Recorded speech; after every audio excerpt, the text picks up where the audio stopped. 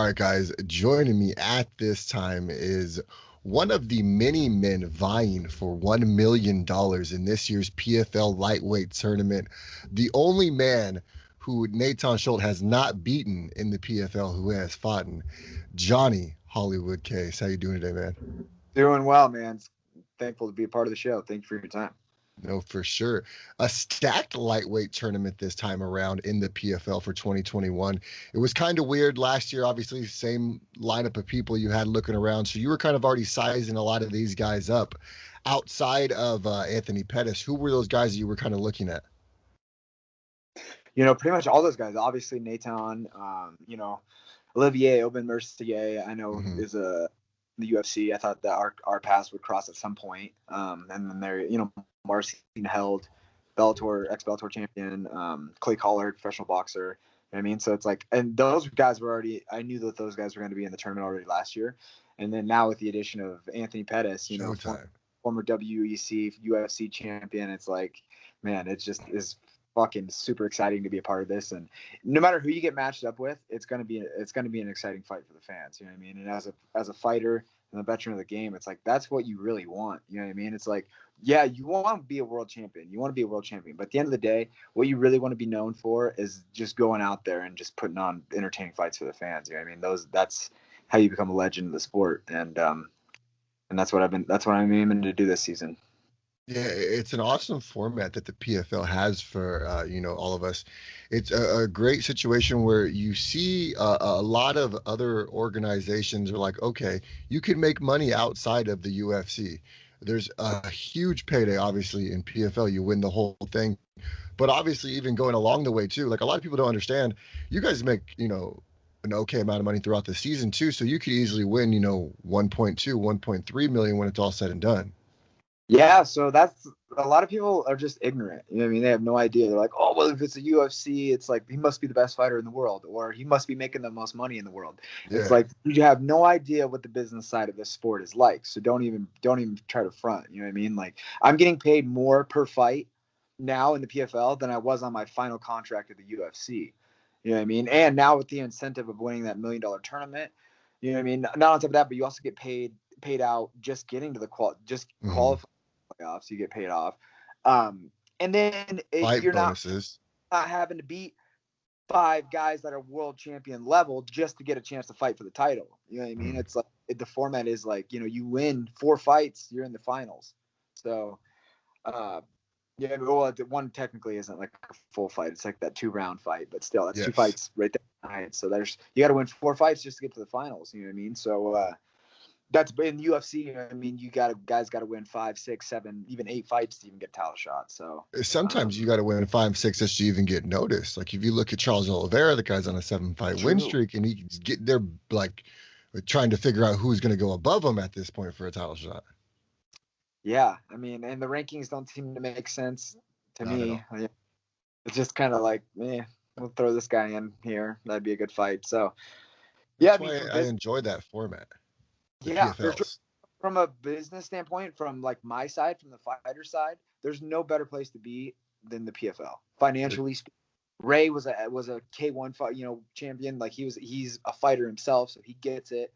You know what I mean? The fighter relations, just everybody that at the PFL is just outstanding. You know what I mean? So it's the only place I want to fight. Now, how is your relationship with Ray? Because obviously he spends a lot of time at Extreme Couture, which is also your new training camp. Yeah, no, Ray's awesome, man. I mean, he's always really good. Shoots the shit, talks with me for a little bit when I see him. But yeah, I mean, he's kind of been busy, I think, like getting this season really geared up. So I haven't really seen him. And like I said, I've been back in Iowa a lot with my kids. It's wrestling season back in Iowa, so I've been back there a lot too. But yeah, dude, Ray's the shit. Ray's awesome. Ray's best boss. Best boss I've ever had. Now, you've been all over the place, obviously, UFC, Bellator, Risen. For you, was there, a preference on where you would rather be right now? I mean, I know a lot of people are constantly vying for that UFC title, constantly vying for that spot.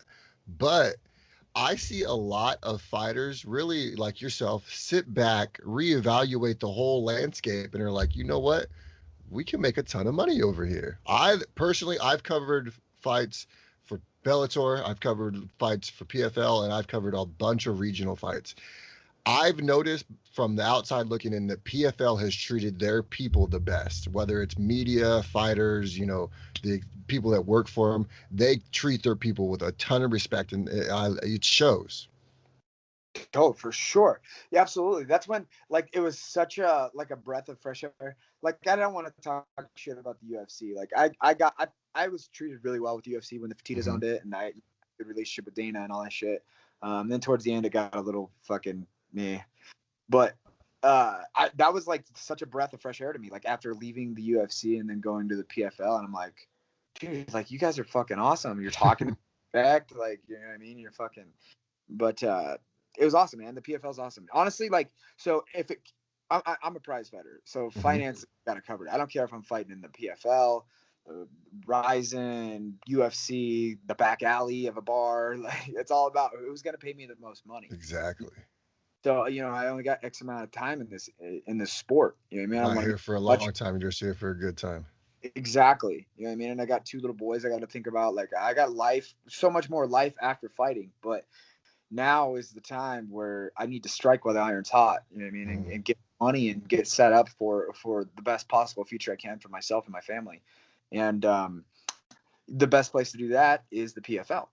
That being said, it has always been since I started fighting. It had always been a dream to fight in Pride, and to fight just that legendary, that ancient rule set. You know what I mean, with soccer kicks and Yeah. stomp. And, That's and how dude, my professor, that's how he fought. He fought, head kick, Ballatudo style. yes, yes. And dude, learning how to fight that style and learning like, dude, it completely invigorated my career. It completely invigorated my love for the sport, and it just like completely invigorated me as a man. You know what I mean? Not to say like I was like burnt out, you know what I mean? But American MMA and Asian MMA are completely different sports. You know what I mean? You Yeah. get into position. I mean, it's the same sport. You know what I mean? But in Asia, Fans it's are also more different. the fans are different. Yeah, they're way more educated in Asia, for sure, and the respect is way higher in Asia. Um, but Well, it's just like martial there's arts in general, they have a much deeper respect for. yeah, for sure, and that comes down to like it's part of their curriculum as when they're Hmm. kids in school to do martial art, whether karate or taekwondo or judo or jujitsu or so. I mean, they get it. They fucking get how hard fighting is because they've had to do it at some point in their life. You know what I mean? So the respect is there. You know what I mean? It's just it was fucking awesome fighting in that in Ryzen, but financially speaking, it wasn't as well as the PFL. So It's all about the money, especially when you're a prize fighter, man. that's it, man. Now, obviously, we talked about it earlier. Very deep, deep class in this 2021 lightweight bracket. You obviously plan on seeing, Showtime eventually. You say plan on seeing these guys like OEA eventually. Who do you think you're going to start off against? Who do you think they're going to be right out the gate? Would you like Anthony Pettis? Would you like Nathan? Just get that monkey off your back, get it out. You know what? So my original first matchup for the last year's season that got canceled was supposed to be Ahmed Aliyev, Mm-hmm. uh, Russian guy. So I could see me fighting him or what the fuck's that other kid's name? Loic Loki, Rostov. Yeah, Loki. The he guy was last he year's was finalist. yeah, he was the 2019 finalist. I could see me matching up with him. Probably it's going to be one of the Russian foreign guys. That's what I'm assuming. Keep me away from Nathan. Anthony will have probably a similar fight.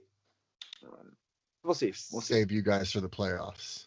Yeah, I think so. I think they're probably gonna. Yeah, I mean, if they want the rematch with Nathan to happen, yeah, I mean, like I don't really know who the matchmaker is this year. It was Ali who Yeah. manages. So I don't know what kind of road he's gonna take versus what the road I'm gonna take, but I definitely see us converging at some point. Yeah, no, I'm excited for that one. I will definitely be there live covering the fights. For you, is it nice to, have it in the back of the mind that you'll be at home the entire time? All these fights are going to be in Vegas. There's no traveling back to the East Coast. There's no Madison Square Garden finale. It's all inside of a bubble in Las Vegas, right in your backyard. Yeah, dude, that's really fucking awesome to be. I haven't fought at home since man I was on the regional circuit.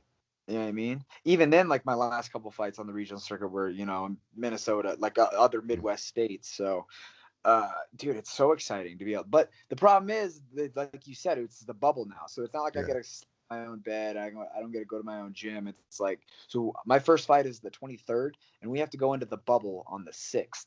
It's like 17 days of quarantine, and we do that for 4 times here, 4 times. So hopefully that gets changed because it's gonna be next to impossible having like my corners there, my coaches, like they have families, they have jobs, they have they coach, so Yeah, it's other like fighters. all the money, yeah, all the fighters and like all the money they're missing out on every day just being stuck in quarantine with me when they could be making money coaching at the gym and all this stuff. So it's kind of sounds like a pain in the ass right now. So I'm really hoping that they can kind of whittle that timeline down a little bit because yeah, the UFC is what, like 4 days, 5 days, something like that. 4 days, and then you're ready to go. No, three You're ready to days. go. So 3 days. yeah, that's right. You test before, and then you test, and then you do a 3-day quarantine, and then test, leave, and then and then you're good. But You're good. I don't know. I don't see why we can't do that either. No, for sure. I'm not looking forward to the cotton swab of your nose. I'm not looking forward to that at all. What about one up the tush? I heard they got Listen, a new testing system now. They use up it the in your house. tush. I'm not listening. I will cover the fight from home. Call me. I will let you guys know how it goes. We could do live streams from the house.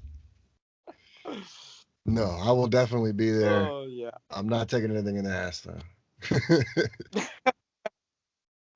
We know where your line in the sand is. There's definitely a line in the sand right there. Oh shit. Now, what have you been doing, man? It's been obviously they canceled your 2020 season, so that kind of just took the rug right from underneath you when it came to fighting. What have you been doing to stay busy?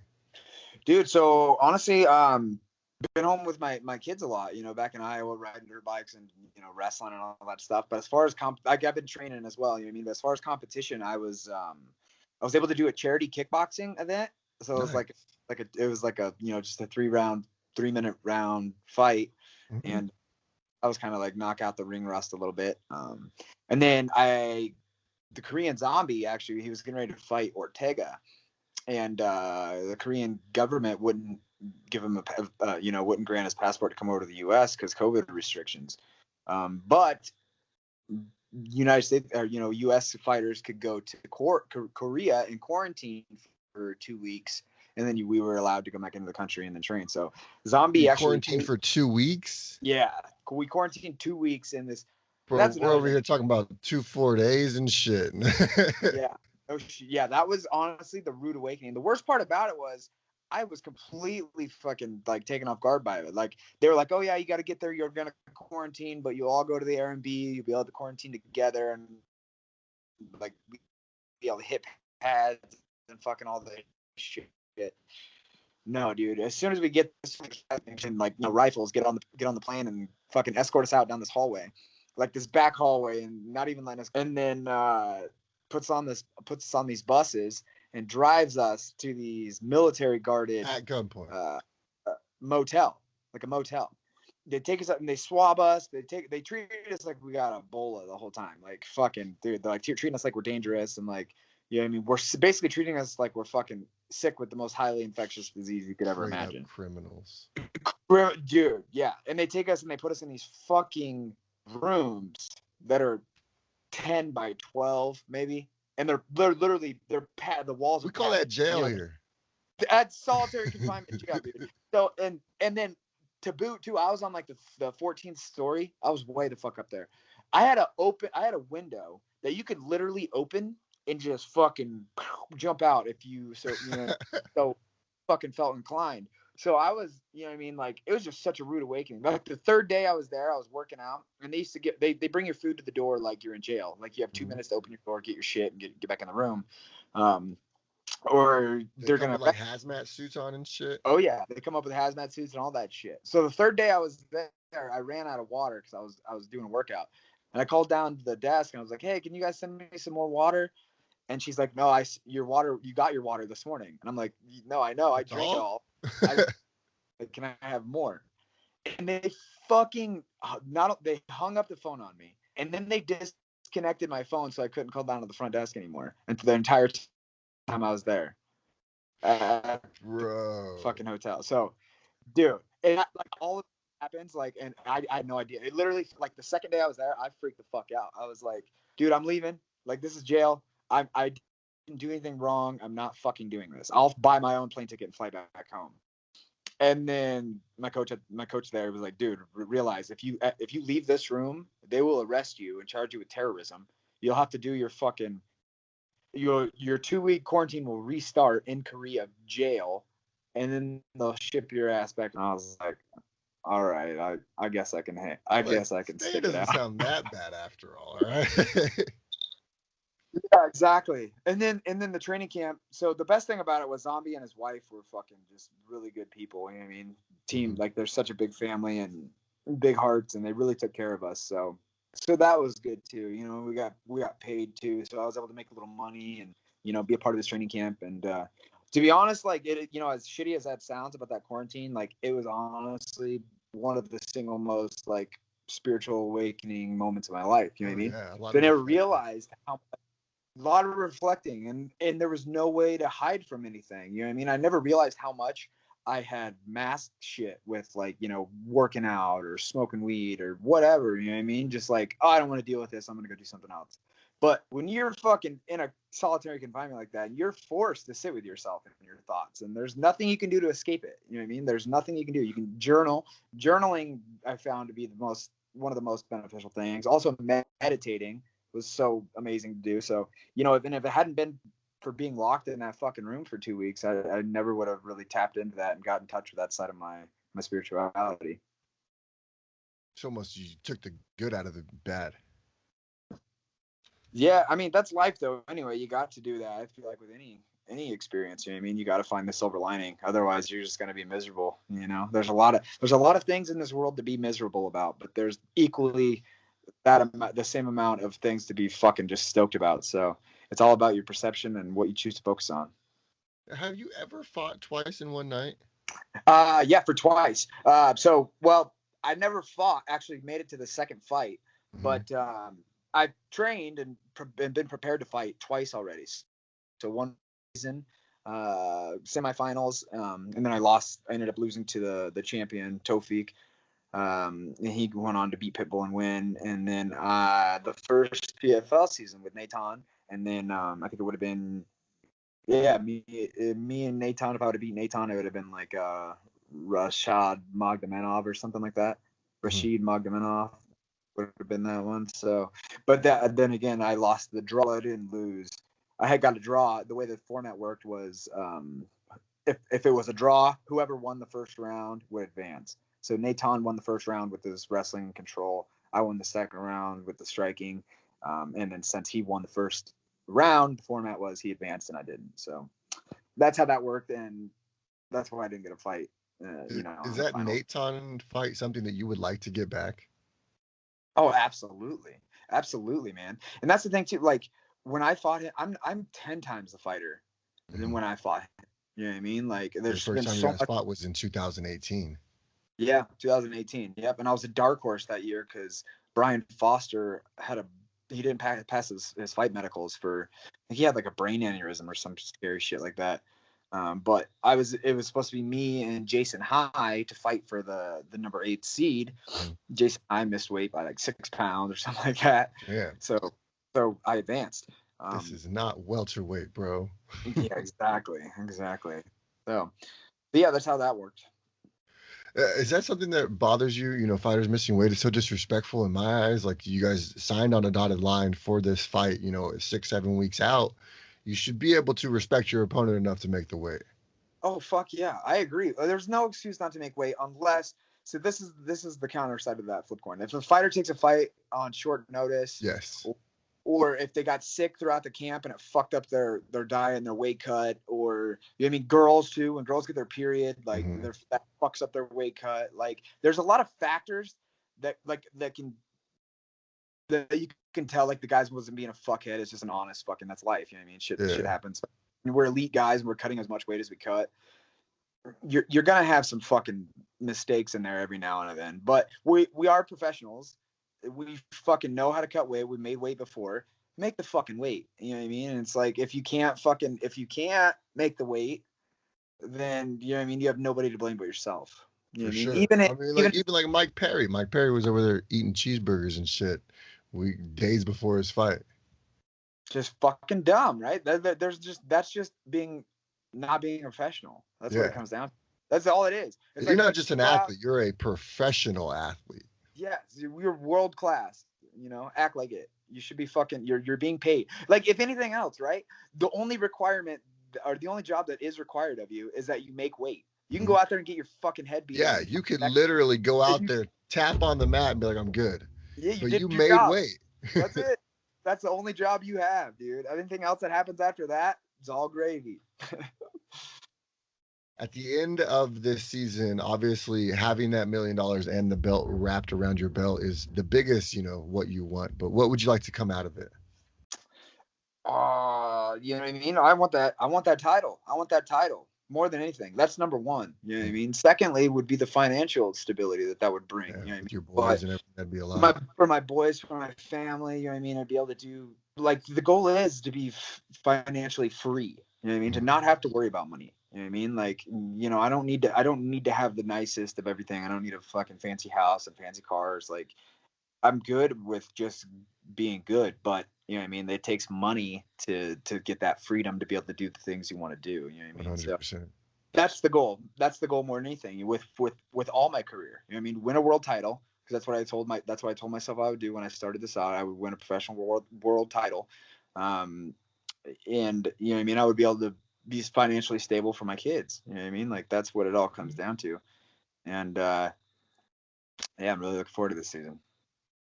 I mean, you fought in all over the world, UFC, Risen, PFL, in the States, overseas. Have you had that like aha moment? Like I've made it. Like I am a prize fighter. Like I am who I am.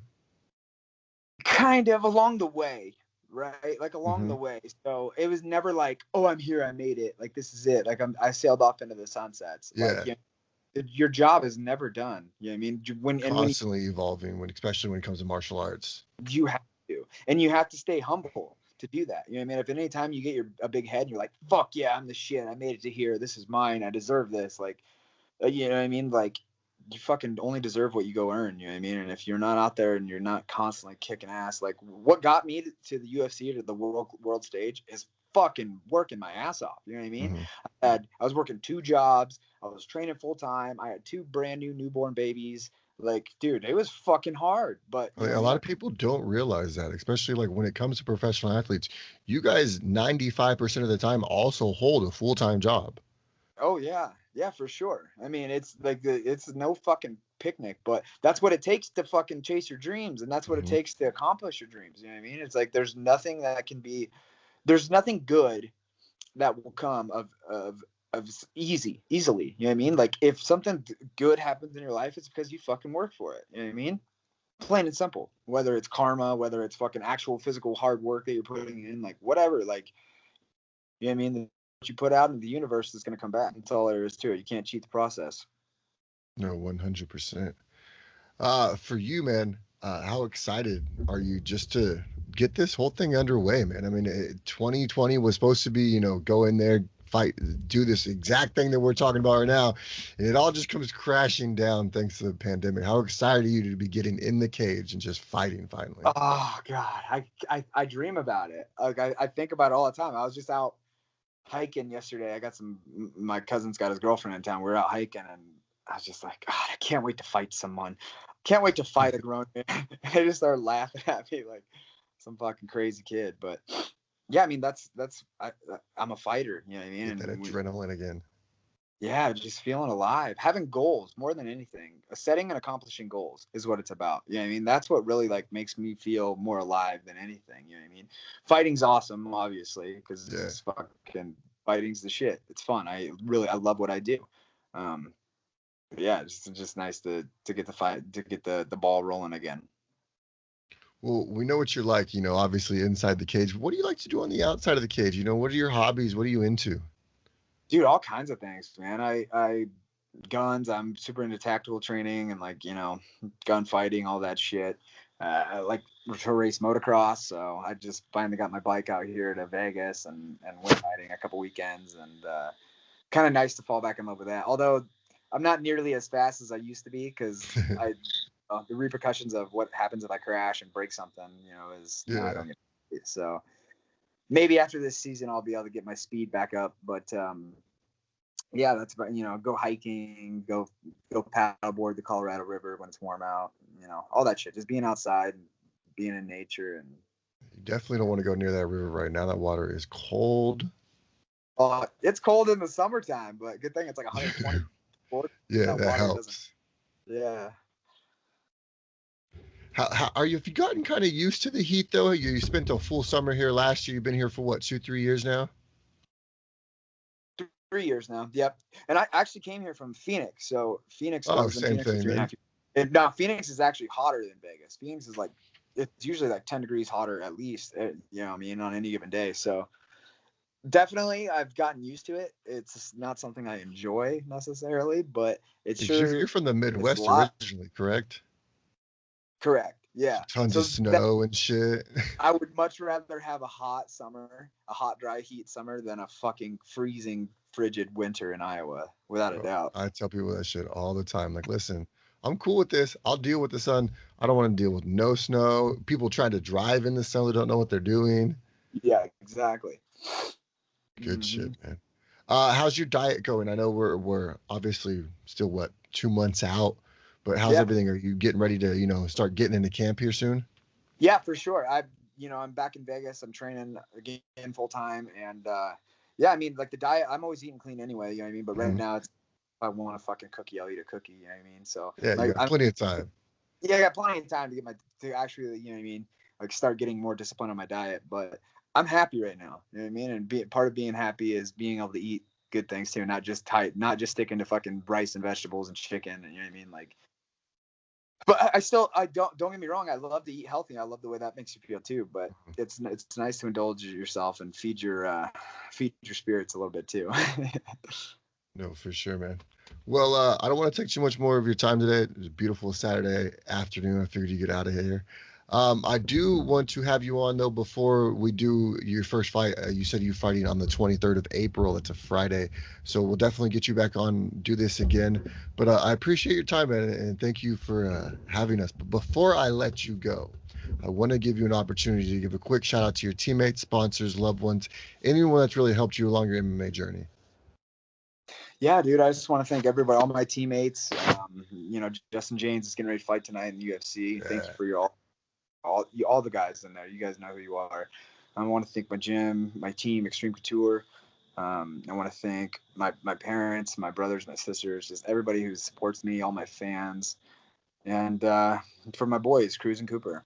And you guys can follow me if you want on social media, on Instagram and Twitter at Hollywood Case. And I have a fan page on Facebook, Johnny Hollywood Case. So follow me up, guys. I appreciate it. There you guys have it. Mr. Johnny Hollywood Case himself going to take out the lightweight division in PFL this year. The 2020 season is upon us, man, and I can't wait to see you don us with your presence. I appreciate it, man. Thank you for your time. Of course, man. Have a good day. You too.